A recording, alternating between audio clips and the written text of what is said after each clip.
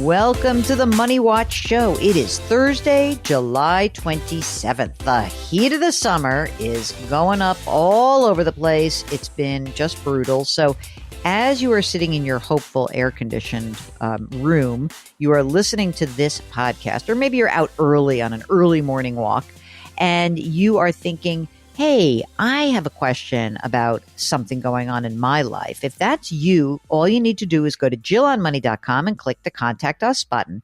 Write down whatever your question is. If you'd like to come on the show, click that box. Mark does everything else. Now, we have 3 different shows, so you've got a lot of chances. We have this show, this podcast that comes out every Tuesday and Thursday. We also have a show that's out daily. That's called Jill on Money, and we have a radio show. All right, so it's the day after your birthday, but you haven't had your birthday yet because we're pre-recording this. So you have big plans for your birthday. You're going to go out to dinner, and we'll have to hear about the restaurant in the aftermath. Although typical fashion, kind of like Jackie, Amanda kind of just forgets about all this stuff because we're not all that important in their lives. Right. So I don't think our dinner is actually occurring until the first week of August. Oh, okay. All right. There's that too. Okay. I have a lot planned for Jackie's birthday. So this is a lot going on. Let's do this. Let's talk to one of you. So let's talk to Emily, who's on the line from New York City. Emily, are you big into birthdays? Do you do a lot of planning? What's your story? I am not that big into birthdays. I do love a party, but I don't love planning. So I'll do a gathering, but got to be a low lift for me. Okay. Just get people together. Okay, I like that also. I also like a thoughtful birthday present, which sometimes it's not about money. It's just like, oh, I wanted like something thoughtful, like just a little bit of brain power. That's what I'm trying to execute for my girlfriend. It's a lot of pressure though. She's really good at gift giving, and I had to say I'm feeling the pressure big time. All right, what brings you to us, Miss Emily? Well, I am considering going against all conventional wisdom when it comes to retirement funds. I am considering cashing out. I know. Wait a second. I'm clutching my pearls. Okay. You're thinking about cashing out retirement. How old are you? So I am 46 and I'm responsible. I am, financially responsible. I'm cashing out and going to Vegas right now. I have 2 retirement funds. I'm, by all, measures on track for retirement savings at this point in my life. And I am considering, just because I have this is like a very special situation. Otherwise I wouldn't even consider it. Okay. I like special situations. And I also like, if this is something, if you're like, okay, I'm responsible, I'm not a wing nut, let's talk it through. So you're 46 years old. How much do you earn? Well, I was just late. This seems like a very straightforward question, Emily, and I feel already like I'm getting the hedge. I was just laid off. Oh, no. At the moment, nothing. Oh, I'm sorry. That stinks. But normally low 6 figures. Low 6 figures. Like hundreds or 200s or three? Hundreds. You were making about $100,000. You just got laid off. Do you have prospects? Do you feel like you could get another job? Yeah, I have a fantastic network, and I think they're going to come through for me. Okay, great. You said you've got 2 different funds. These are 2 different retirement accounts? Yes. Okay, so tell us about each of those. What do you got? So I actually don't have exact numbers at my fingertips, but that's okay. Give me the general. Yeah. So in general, savings adds up to between 200 and 300. I think about 250,000 in savings. Also have an investment. Wait a second. Wait, one quick question for you. When you say savings, you mean in retirement? Retirement. Okay. So I'm going to put 250 in retirement, and those the savings that you have in retirement is pre-tax. These were traditional retirement accounts. These are traditional retirement accounts, 401k from an employer that I spent almost 20 years working at. Yeah. And then what else do you have saved? So I have a savings, just like an emergency savings account, which, I will be dipping into because I was just laid off. I have an investment. How much is in there? About 50,000. Okay. And then you have a brokerage account also? Yes, stocks, and that's between 7 and 8,000. And I own my home, which is appraised at 500,000. Oh, hello. Mm-hmm. Okay, you own your home. It's appraised at 500,000. Do you have a mortgage outstanding? Yeah, it's about 350 mortgage. What's the interest rate on that mortgage? 3%. I refinanced in the pandemic. This is going to be interesting because I have a feeling when someone says, I want to drain my retirement, it has to be a real estate situation. So let us continue. Emily, tell us your tale. And what is your cashing out retirement for exactly? It is for, as you guessed, a real estate opportunity. Okay, what is the opportunity? So I don't want to get into the weeds, but it is it is an apartment in Chicago where I have a ton of family. It turns out that this apartment is in the building that one of my aunts lives in. So really have the inside scoop on the whole building, the whole situation, everything. It is a ridiculously beautiful apartment in estate condition. It is on Lake Michigan, penthouse apartment, over 2,000 square feet. I know. Why are we not moving there? Let's go. This sounds like a perfect place for you. And it because of the situation that the building is in, it's a cash offer. Oh, interesting. How much? So you're both in New York City, so I think maybe you'll understand. But $140,000.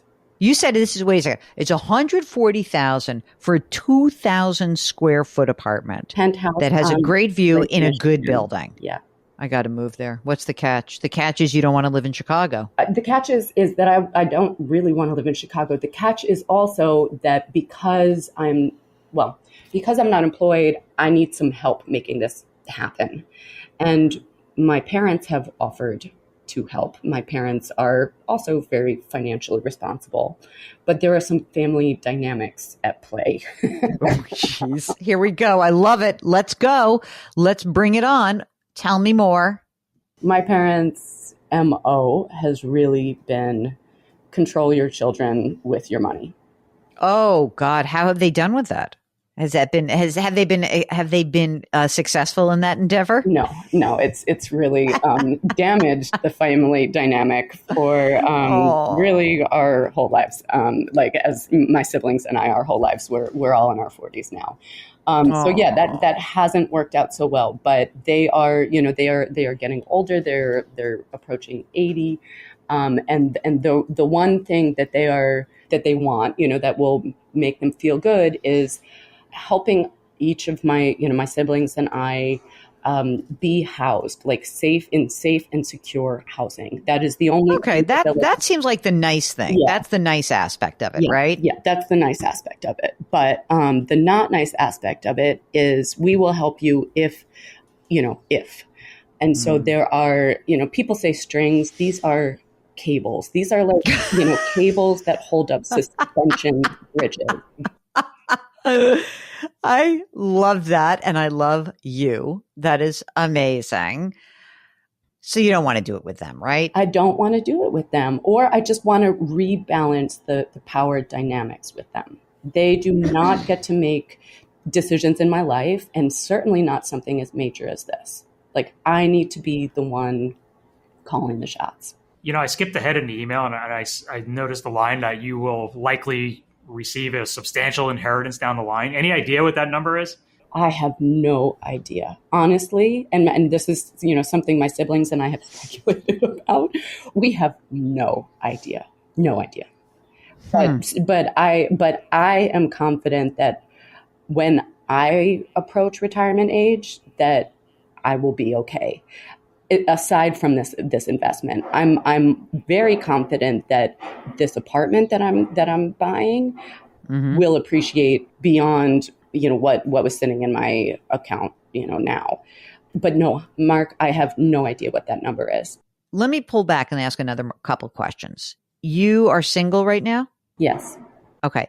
Are your siblings in any position to do this with you potentially? So this was something my sister and I discussed, and she is not really in a position to do this right now. Mhm. And my brother is definitely not. And what's the plan for the apartment? You get the apartment and do what with it? Are you going to rent it out? Well, so this is one of the, air quote strings, is that I have to live there full time. Oh, well, then that's stupid. We're definitely not doing that. You're not moving. You're not leaving New York, right? Don't you love it? We want you to stay here, right? Oh, well, given what's happening in my life, being laid off, there was a breakup, I'm willing to take a risk and try something new and different. And you would sell New York or want to keep it? I would want to keep New York and rent it out. I mean, that's the solution right there. Right. That's the ninja move, babe. This is what you got to do. I have two ideas. One is I don't really think you should take money out of retirement to do this. First of all, you're going to get whacked. You're very young. It's not smart right now. I feel like if you had a job and you had longevity and things were, I'd feel a little bit better. But, I don't think that it makes a ton of sense right now. However, I am sort of feeling like you want something new, you want to do something different, sell New York, buy Chicago outright. You can just buy it in cash and go figure out your next step. And that gives you a lot. I mean, that's an amazing downsize because you'll own the apartment outright. And then you can always come back to New York. Don't worry, we would have you back. But I don't love the idea of the retirement. What about you, Mark? What do you think? It's very, very hard to recover from taking an amount of money like that out of your retirement. I mean, it's gonna set you back big time. And for no real smart reason, except that you think that apartment could actually appreciate more than the value of that retirement account over time. And that may or may not be true. I don't know. Like I am not a maven about like what's going on in Chicago real estate or in any real estate market. But what I know is that overall, we can cherry pick time horizons, but if we're looking at your life over the next 30, 40, 50 years, generally real estate does not actually appreciate at the same rate as a diversified investment account. It could change. It could be that you're right in this particular moment, but there's too many unknowns for me because I feel like that, like the just laid off, that's one unknown. The second unknown is like, you don't really know what you want to do. I know, except that do not take money from your parents to do this. That is insane. Do not do that. Absolutely concur. If you want to do this, then I think it is about you really making a commitment like, who is this terrible person who you broke up with? I don't want that person in your life. And maybe moving to a different city is a good thing. But if you feel like you want to just do something and this is a cool opportunity, I don't know. I kind of think it's a great idea. But if you feel like, too many things going on, I want to get a new job first. And maybe the apartment is something you just pass on and it's okay. It's okay.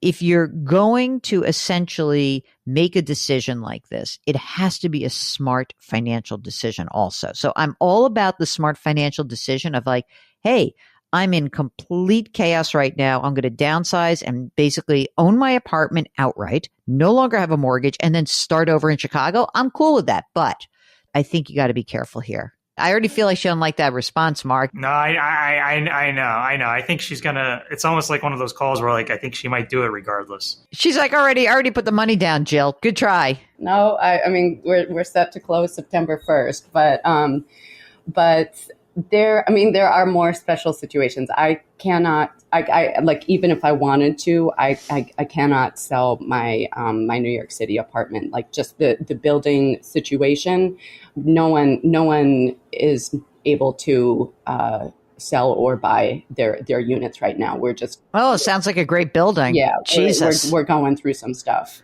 I think you have to pass on Chicago. Are you going to do it anyway? Are you really going to do it anyway? Yeah, I think I'm going to do it anyway. I mean, again, the family dynamics. Like I have had a successful experience with my parents offering help that was actually helpful. Okay. So if you're going to do it anyway, so what you're going to do is you're going to take out like $200,000, make sure you withhold taxes, net out your 140, and then pay cash for this thing, right?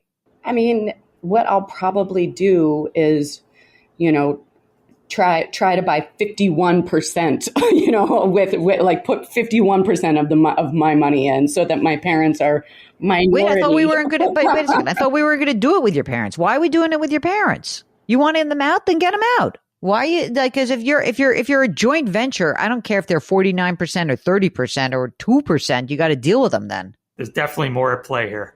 Yeah, there's more at play. Yeah. I just hope that one day there is a huge inheritance. I mean, that's like the potential game changer for me, because I know you think like, oh, you say like, I'm really on track for retirement and all that, but I don't want to be, I don't know, insensitive, but you have some money, but you don't have a ton of money saved up.